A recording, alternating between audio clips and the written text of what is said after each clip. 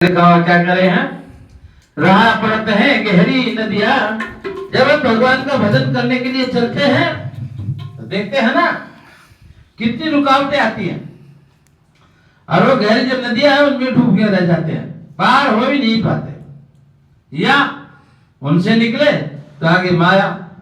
जैसे ही आप भगवान का भजन, भगवान की तरफ चलोगे उसी समय माया आपके सामने बीच में आ जाएगी। और हमारे व्यक्तिगत भी अनुभव देखते हैं, बहुत से साधु जहां माया मिली और छोड़ छाड़ के फिर साधु साधु कुछ नहीं, बच्चे पैदा करके कर रहे हैं। और ये गुसाई में उनको ही कहते हैं, भाई कुछ लोग जानते हैं गुसाई कहां से आए हैं। जो साधु संत माया में भरमा करके माया के वश में होकर के शादी विवाह कर लेते हैं, अर्थात बीच में ही भक्ति छोड़ करके गृहस्थी बन जाते हैं, उन्हीं को गुसाई कहते हैं और गोस्वामी कहते हैं। यदि कोई सन्यासी शादी कर लेता है, वो बच्चे पैदा करता है, तो उसको गुसाई कहते हैं, गुसाई। और यदि कोई वैष्णव जो लंबा तिलक वाले होते हैं संत, उस संप्रदाय का कोई शादी करता है यानी भ्रष्ट हो जाता है बीच में, तो उनको वैरागी कहते हैं, वैष्णव। इनको सन्यासियों में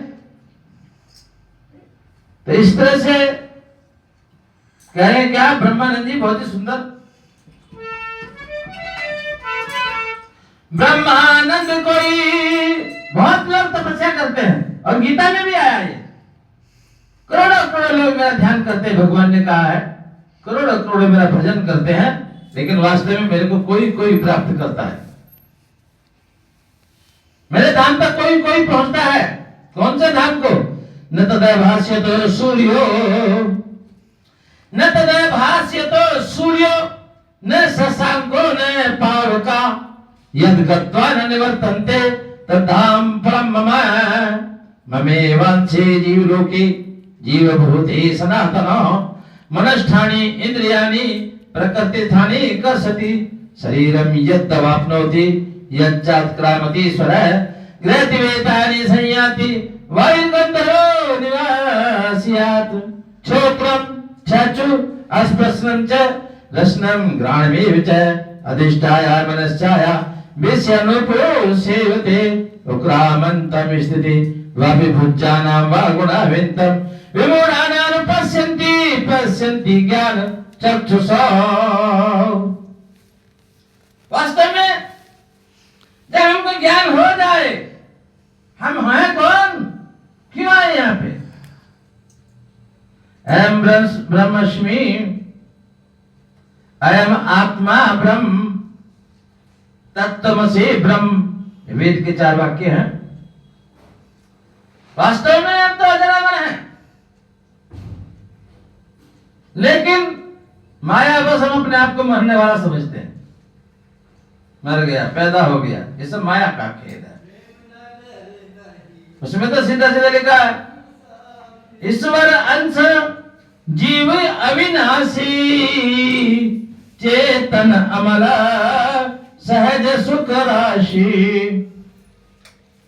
जीव जो है अजरामर है, मैं नहीं कह रहा, जो भी बात होगी शास्त्रोक्त होगी। ईश्वर अंश, जीव जो है उस ईश्वर का अंश है। ईश्वर अंश जीव अविनाशी, और अविनाशी किसको कहता है? जिसका कभी विनाश नहीं होता। तो फिर हम क्यों रोते धोते हैं, क्यों परेशान होते हैं? क्योंकि हम उसको समझते नहीं, ज्ञान में चले जाते हैं, मर गए, पैदा हो गए, मेरा ये लुट गया, मेरा वो छिन गया। अरे कह रहे क्या थे आप, जो मिला यहीं पे मिला है, और जब जागो यहीं से जाने वाला भी है, सब कुछ उसी का है। इस करे ईश्वर अंश जीव अविनाशी, चेतन अमल सहज सुख राशि। सहज भाव से सुखी है, प्रसन्न है, लेकिन कहा वही ब्रह्मानंद जी ने कहा क्या,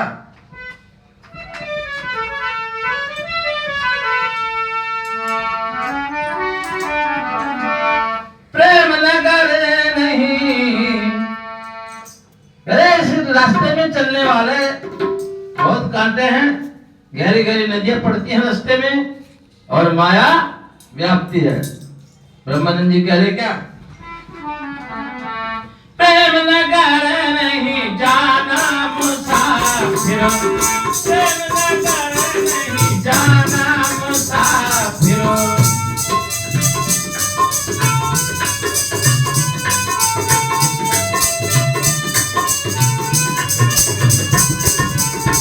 ब्रह्मानंद कोई बिरला पहुंचे, ब्रह्मानंद कोई, ब्रह्मानंद कोई बिरला पहुंचे, ब्रह्मानंद कोई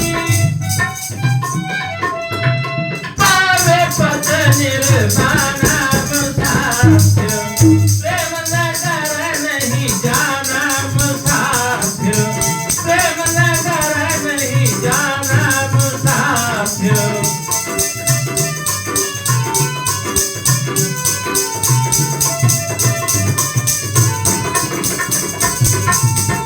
कौन पहुंचता है? जिसको सच्चा गुरु मिल जाए, गुरु के वचनों पे विश्वास करके, दृढ़ संकल्प करके और फिर मंत्रों का दृढ़ता से विश्वास करके जाप करे, भगवान का भजन करे। तो ब्रह्मानंद जी यही करे, ब्रह्मानंद कहे कोई बिरला पहुंचे, पावे पद निर्वाणा मुसाफिर। फिर आवागमन के चक्कर से छूट जाता है, मोक्ष प्राप्त कर लेता है, मुक्ति प्राप्त कर लेता है। एक बार की बात मेरे को याद आ गई, जब मैं साधु बना था, 1 साल भी नहीं हुआ, 2-4-6 महीने ही हुए थे। और यहाँ पर महावीर राणा जी विधायक रहे हैं हरिद्वार से, उन्हीं का गांव है बेड़ा संदल सिंह। तो वहां पे 2, एक बेड़ा खुर्दा और एक बेड़ा संदल सिंह कला है। भेड़े में भी भेड़ 2 भेड़ है, एक कला एक खुर्द, एक बड़ा एक छोटा, 2 मंदिर। बड़े मंदिर में दूसरे हमारे गुरु लोग निवास करते थे, वहां प्रचार करते थे। और छोटे मंदिर के लिए मेरे गुरु जी से मांग करके लोग ले गए। उस समय हिंदू मुस्लिम का बहुत तनाव चल रहा था, तो मेरे गुरु जी से आकर के भेड़ा संदल सिंह के लोग लेके गए। लेकिन देखा कह रहे हमारा छोटा सा तो महात्मा है, क्या करेगा। मैंने कोई बात नहीं है, चलो आप ले जा रहे तो जो होगा कर ही लेंगे, कुछ ना कुछ भजन कीर्तन। उसमें बड़ा जागृति आती, जैसे भी देखा ना कुंभ मेले में, अरे 66 करोड़ आदमी स्नान करने प्रयागराज में, बताइए 66 करोड़। अब इतना आदमी अगर एक तरफ होकर के, एक मत होकर के वोट दे दे, तो फिर कोई सनातन की सरकार को हिला सकता है क्या?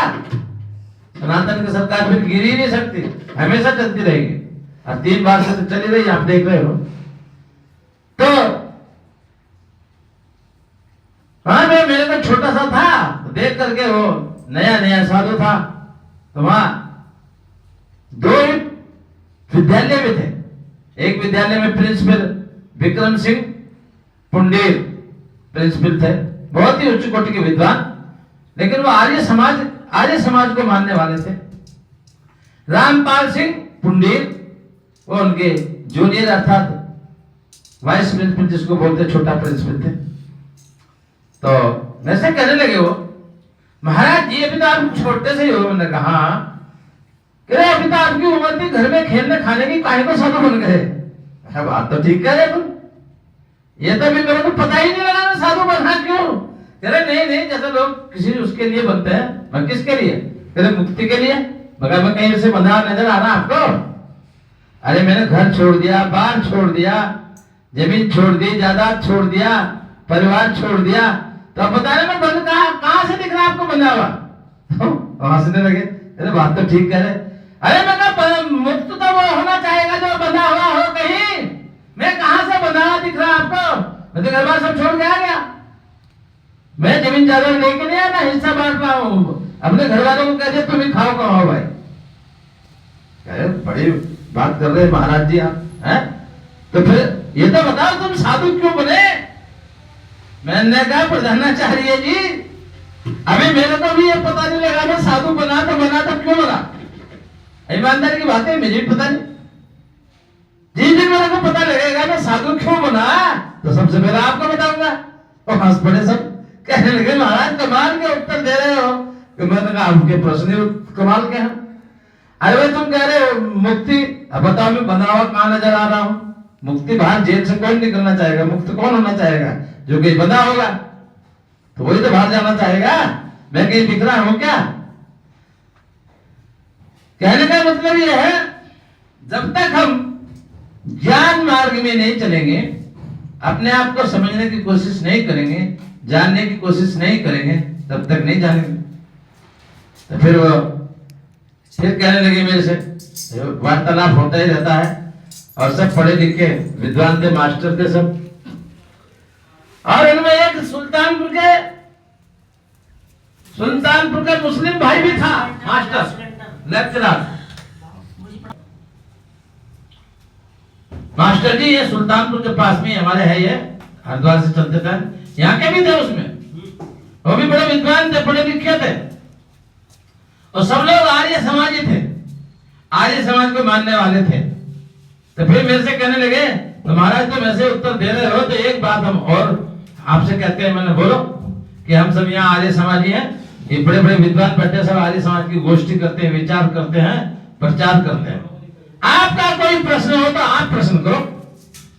मैंने कहा जी मैं अनपढ़ जैसा हूँ, मैं तो 8वीं 10वीं सारे घर से पढ़ के आया हूँ और आप सब जो पढ़ा रहे हो इंटर BA MA डिग्री वालों को, तो आप कितने विद्वान हो? तो फिर कहाँ आप विद्वान हो, कहाँ मैं तो इतना पढ़ा लिखा ही नहीं हूँ। वो तो बाद में साधु बनने के बाद जो गुरु लोगों से गुरु से विद्या मिलती वही हुई।